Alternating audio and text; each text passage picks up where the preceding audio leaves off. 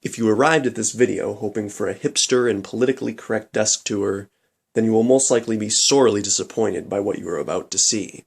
That is to say, at no point during today's presentation will the likes of cable management, fancy speakers, expensive microphones, IKEA products, or Apple products be featured. This is not going to be like every other workspace tour on YouTube. With that out of the way, let's get started. The most important part of the workspace is the desk, so I guess that's a logical place to start.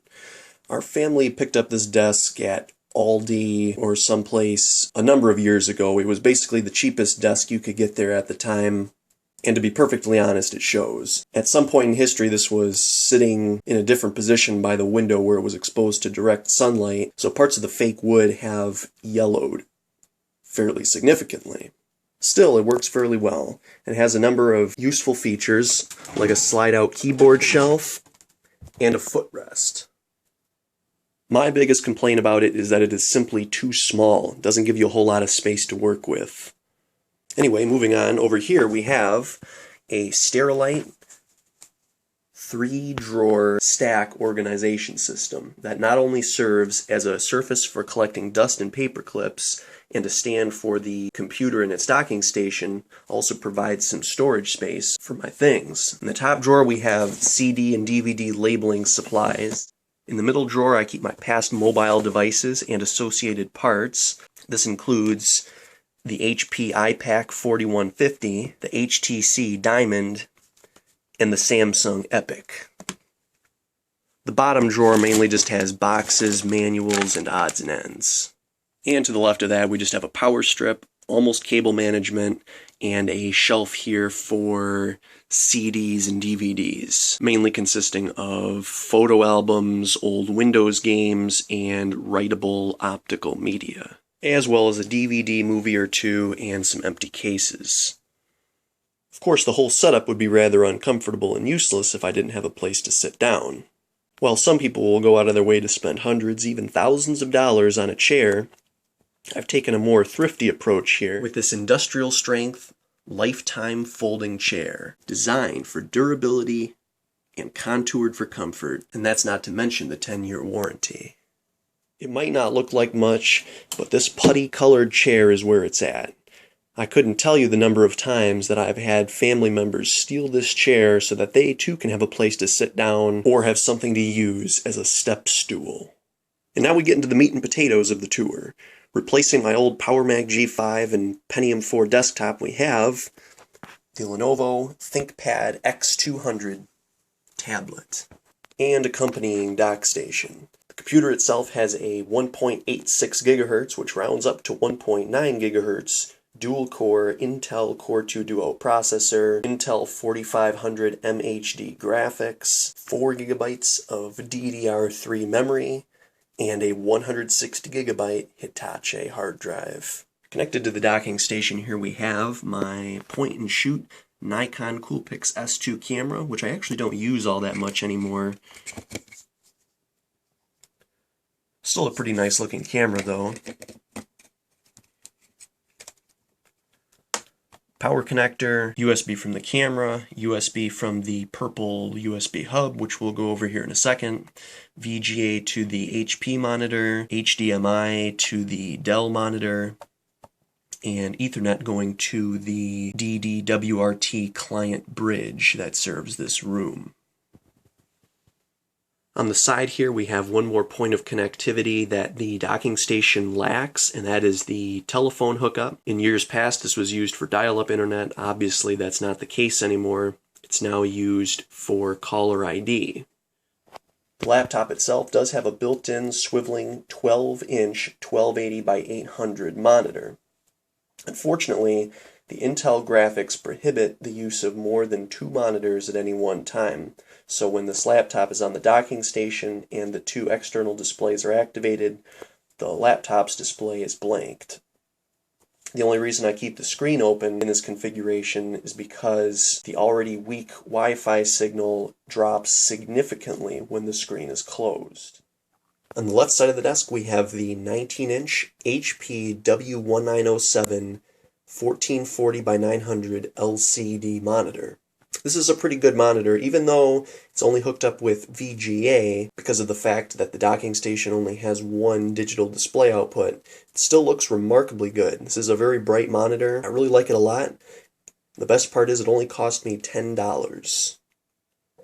On the right side here, the main attraction is the 22-inch Dell E228 WFP LCD monitor. This one's not quite as bright as the HP, but it still looks very nice with a resolution of 1680 by 1050.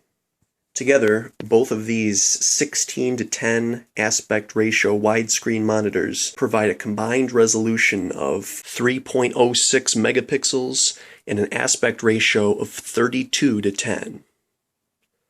While we're on the topic of aspect ratios, I'd like to take this time to go on a quick rant about the way that people pronounce aspect ratios. Oftentimes when you watch YouTube videos, whether they're desk tours or monitor reviews, people will refer to the aspect ratio as such and such a number by such and such a number instead of such and such a number to such and such a number. The problem with that is when you read about aspect ratios in any other context, people never use the word by to relate the two numbers. You always use the word to relate the two numbers. So we don't have a 16:10 aspect ratio on any one of these three monitors. We have a 16:10 aspect ratio on any one of these monitors. In the same way that dead leaves in the forest outnumber the healthy green leaves in the forest by 2-1, not 2-1. But I digress. The sound system here, depending on the degree of desired fidelity, is powered by one of two sources. Either the speakers built into the docking station, which while of no better quality than standard laptop speakers are fairly loud, or my yellow Sony Peak earbuds, which I got for $7 off eBay a number of years ago. While they may not be the greatest earbuds ever, they do offer unbeatable sound quality for the price. On the recording side of things, the ThinkPad does have a built-in webcam that I rarely ever use, and it also has a stereo microphone array built into its faceplate. The keyboard is an NMB brand RT2358TW, designed for Windows 95, but also compatible with every other version of Windows, OS X, and Linux ever made.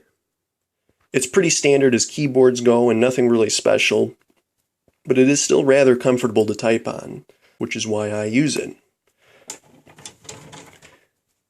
That keyboard is plugged into this very special USB hub, which in addition to having two USB ports on it, one of which I use for my mouse, has PS2 ports, a serial port, and a parallel port, which makes it great for hooking up legacy devices to modern computers that lack such ports.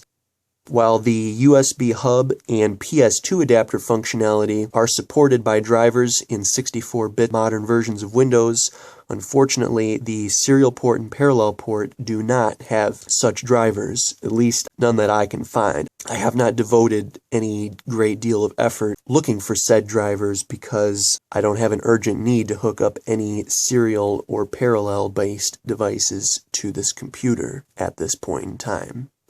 The mouse is a standard Dell MUAR DEL7 on an extreme software ergonomical mouse pad. Also on the desk we have a very small roll of tape that I bought at great expense in elementary school, which I still use to this day. That's just a testament to how little tape I use. We have a notepad, instruction manual for the USB hub, a DVI to VGA adapter, a wireless mouse with USB receiver. There's also a wireless keyboard that goes with this set. My new SanDisk Extreme 32GB USB drive, of which there will be a video on the channel here shortly. A 256 megabyte Coca-Cola USB drive that I got a number of years ago through My Coke Rewards. My old 8 gigabyte Lexar Jump Drive flash drive. A 256 megabyte flash drive with no case that I found in a box of stuff somewhere. A twist tie, and a 1 terabyte Toshiba USB 3 external hard drive. Last but not least, keeping everything cool, we have this dusty 16-inch 3-speed Lasco AC fan.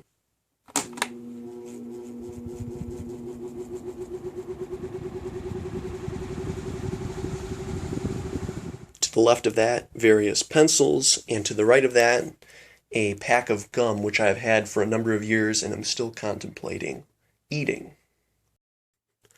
And that covers pretty much everything there is to see about the poor man's workspace and desk. If you'd like to buy any of these products that you've seen here today for yourself, don't look in the video description for links to new items. Just search your local Craigslist and eBay for used items. And with that, I hope you found today's video entertaining and informative, and be sure to stay tuned to the all-new Channel 2012 for the latest in video clips, reviews, guides, food, computers, general around the house, and other high-quality, high-definition uploads. Thanks for watching.